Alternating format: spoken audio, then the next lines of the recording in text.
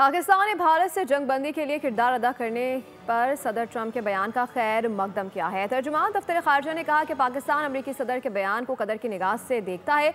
कश्मीर देरीना मसला है जो जनूबी एशिया और उससे बाहर अमन व सलामती पर गहरे असरात मुरतब करता है।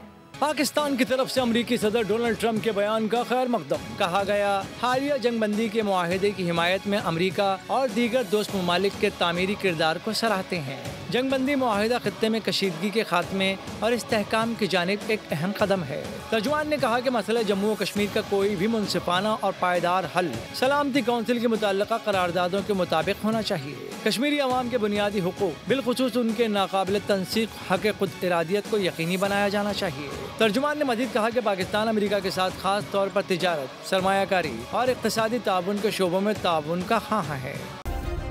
सब्सक्राइब करें और बेल दबाएं ताकि कोई खबर रह न जाए।